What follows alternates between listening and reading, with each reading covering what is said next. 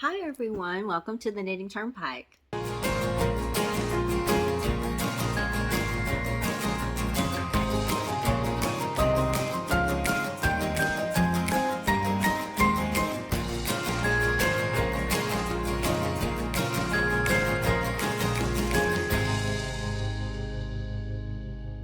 Welcome to the Knitting Turnpike. My name is Gina Pike. I'm so happy that you're here today. Today I'm going to be talking a little bit about a couple of projects that I'm working on for what I'm calling Knit-tober. So today we're going to be talking about Shawlography, Stephen West's mystery knit along that is currently going on. If you guys have been following me, I have been knitting this, and we just had Clue 3 release on Friday. So I'm going to be giving you an update for Clue 3. And I'm also going to merge this video with another project that just started last week as well. And this is the Romi Hill Autumn Fall Knit Along. This is not a mystery. She has released the pattern look, so you can kind of see where you want to place your yarns. But this is a mosaic knitting pattern, and it's got some lace in it, and it's something that started last week, and I'm going to share that with you in case you guys might want to knit this along with us. So let's just go ahead and get into things. Maybe want to grab something to drink. This might be a little bit long, but I will try to make it. Actually, this clue, I'm going to start with Shawlography. We're to Clue 3.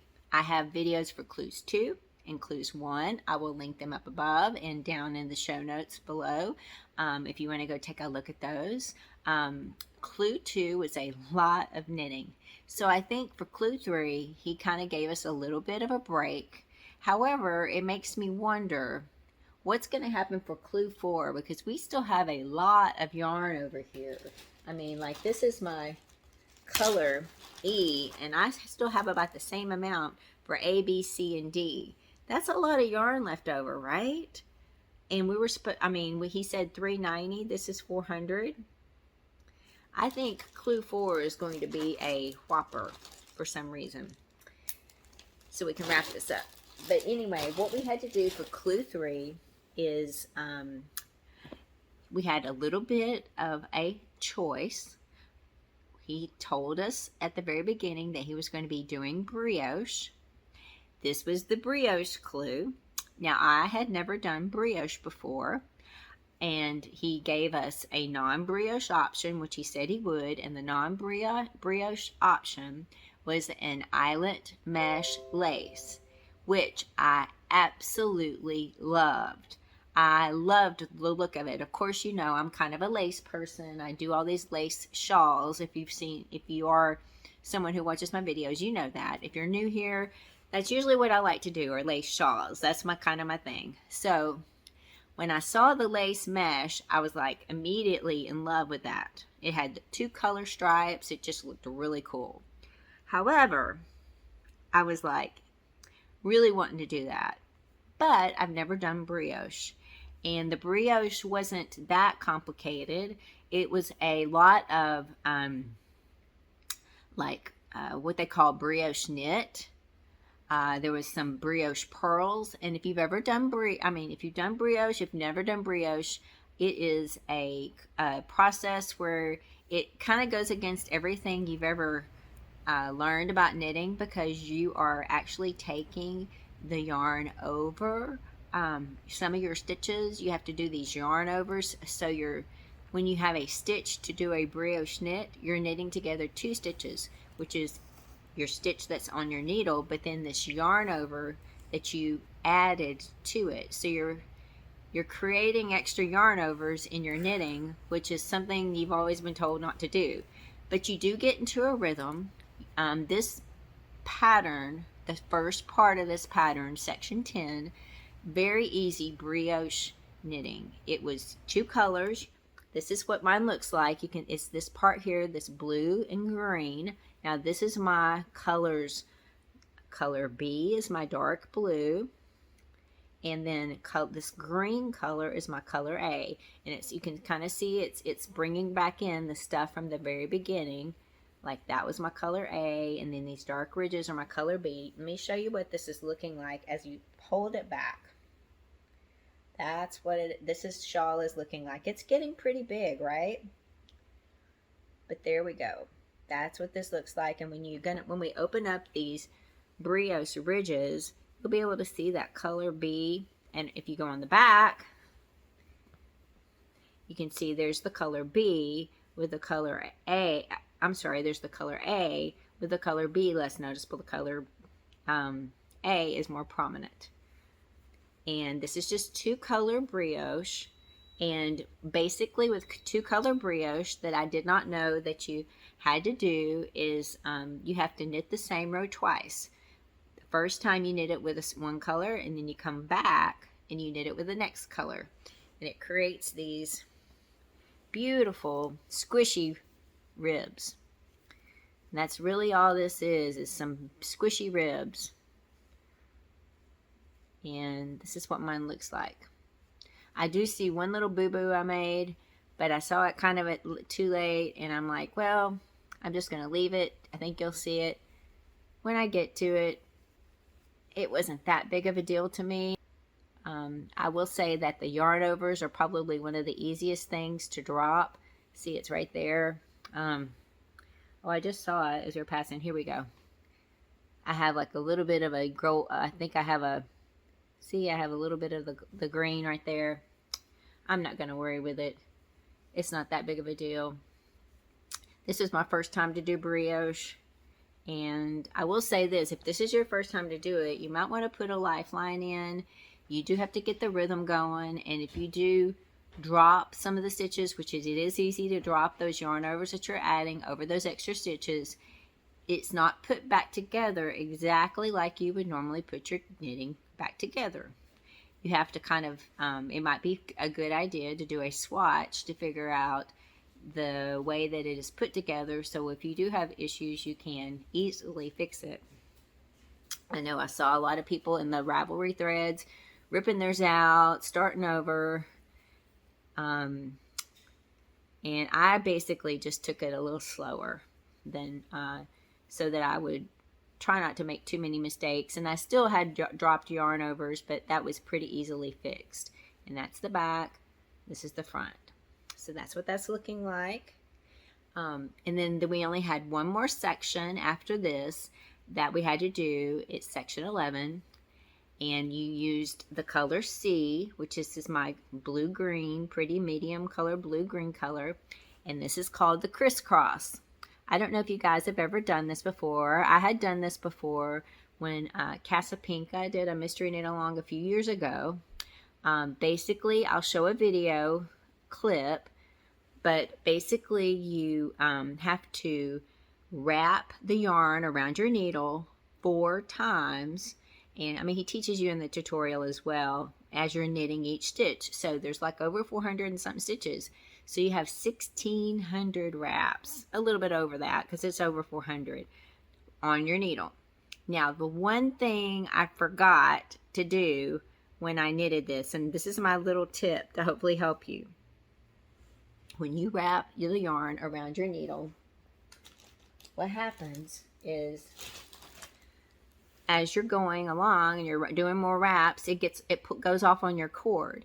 And when you come back to knit these and you're trying to push these on, those wraps are hard to push back on your needle. There's 4 wraps, and it is a challenge to push them back onto your needle like this.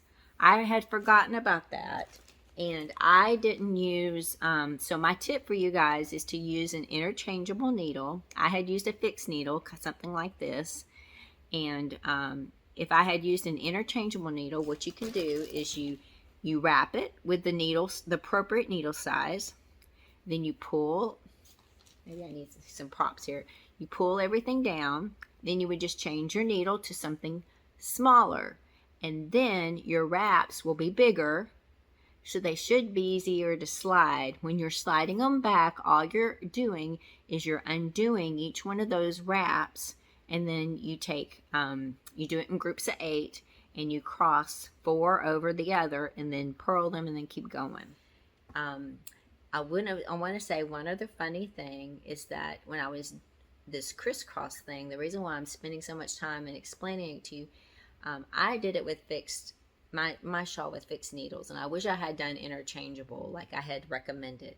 Now, there was one lady who was just like me. She had done it with a fixed circular, and as I was reading the chat, I was reading, people were really saying how the hard time they were having pushing their loops back onto their needles, and it was hard. It was challenging. I think took longer than doing the crisscross. So, but one lady, I'm sharing this because I couldn't believe she did this. She said she got so frustrated, she just cut she just cut her needle like this. She just cut it so she could get her stitches off and put it on a different needle. She ruined her needles, her fixed circular needles, because she was so frustrated. So I hope the tip will help. I hope that you will, if you haven't knitted it yet, that maybe you can do interchangeable circulars and not have to deal with the stuff that we had to deal with. It looks like I do not really care for the crisscross at all. It's just kind of loose. It's kind of got a lot of holes, but I am trusting Mr. West's vision of this shawl, so I decided to go ahead with it. I will say that there were a lot of people doing modifications in the Ravelry thread. I saw some people who did just garter stitch. I saw some people who made these a lot smaller. Instead of 4 wraps, they did like 2 wraps to make this a lot smaller in height. I saw people doing the mesh lace on top of this. I did think about that for a little bit, but then I was just like, you know what? I'm just going to trust his vision and just go forward with this. And that's what that looks like. So you can see now we've got brioche ribbing, and then we've got these cool cross stitches above this. I mean, talk about, this is a pattern that you can learn all kinds of different techniques, because you've got, all these garter stitch ridges with these different colors, and learning how to do color work and weaving in your ends. And then you got all this slip stitch color work that you've got here, and then you've got, just simple more slip stitch color work, and then you got these welts for a new technique, knitting in the front and the back and 10 rows below. Then you've got more slip stitch color work. Then you've got these bobbles, learn how to do these little bobbles. And then you've got this just easy color work, two color knitting here.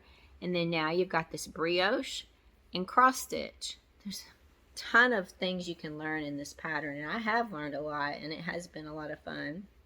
Let me show you this again. This is what mine is looking like. You can see all the colors playing. I think he's doing a really good job of making sure that all the colors are playing. So I think that's really good. That's what mine looks like. And one thing I am worried about is that, like I said, I am worried because there's still quite a bit of yarn. Let me show you the back so you can kind of see, because some of the there's some slip stitch color work. You can see how neat the back is too, even though you have all this color work and brioche. If you weave in the ends as you go along, it still stays pretty neat. Oh, and I totally forgot to mention the little shrimps I-cords. There's a lot of I-cords in this shawl as well. So that's what that looks like. So it's totally neat, totally wrapped up, and I'm ready for Clue 4, which we'll be releasing on Friday. And it'll be interesting to see what happens. A lot of people were saying maybe we were going to have a bonus clue this week. I haven't seen anything yet. I'm hoping we don't. I hope we just have a kind of a big Clue 4, because that will let me catch up on some other things. But we'll just see. You never know. You never know what's going to happen. Last year we had a bonus clue, but it was more like at the very beginning. We had I think Clue 1 had a bonus clue last year. So, all right. That's all I want to talk about for Shawlography. Now I'm going to do another project update. I just started this project last week. This is the Romi Hill Autumn Fall Knit Along. Now this shawl is mosaic knitting. You need 4 colors. I did mention this briefly in my last What Are You Knitting video. You can go watch that and see how I talk about the colors I'm going to be using. I'm using a quartet, a sonatina quartet, which is like a sock yarn with is superwash merino nylon from Miss Babs yarn. My colors are like a dark purple, a pink, green, and a kind of red violet color. And they all play well together. This is, like I said, you can look at the picture I'll try to put a picture here so you can kind of get a reminder of what it looks like. We did Clue 1 last Wednesday, and I knitted this in a few hours. It was very, very simple. And all this really is, she's trying to do a triangle in the center, but you just had these double yarn overs, which created those holes there. You did a knitted cast on. It started with a knitted cast on, which is this here, and you can see the edging it made. It is curling because it's a lot of stockinette, so that will block out. But that's what that looks like. And then it went into, like I said, it's just straight knitting with these double yarn overs. And we have all these little German short rows in here to make this shorter. And make it look a little bit like a triangle. You start out long, and then you do the German short rows where you slip it and then pull it over your needle and create these. Let's see if I can find one here. It also kind of goes against what you should think you should do with your knitting, because you create these double legs. Looks like something you're not supposed to do. Here's one. I don't know if you guys can see that there, how it has that double leg there. And it looks like I really made a mistake, but that's one of the short rows. There's another one right there. And it creates those double legs, and you just knit those together. At some point, we'll come back and knit those together. But this is the start of my Clue 1 for the Romi Hill Fall Knit Along. If you want to jump in and join us, there's going to be, 5 clues? I think 5 clues for this shawl. They're being released on, they started October 20th. I think it's a Wednesday, and I believe every Wednesday we'll get a new clue. And she's having a YouTube chat on the day it releases to answer questions after she gives you a little time to read the pattern. So it's really nice, really fun, really relaxing knitting so far. But her patterns are always well written. And easy to follow, and she's always super available. I love that about her, is that if you have any questions, she is willing to jump in and help, and so that you can make sure to get her pattern knitted. So anyway, thank you guys so much for spending time with me today. I have enjoyed spending time with you, sharing a couple of projects I'm currently working on. These are in-process projects. I hope you've enjoyed this. If you have any comments for me, please don't hesitate to put them down below. If you are new and are just watching, this is your first video to watch of mine. I talk about knitting. I talk a little bit about crochet. I talk a lot about yarn. I talk a lot about current projects that are going on in the knitting world, or maybe the crochet world. And I just like to share my projects with you, and I invite you to join our family and share your work with us, and let us get to know you a little bit better. For those of you who watch time and time again, thank you so much. It's wonderful to have you here again. I appreciate you guys spending time with me and watching all of my videos. So thank you. I hope you all have a wonderful day. I will see you all very soon. Take care.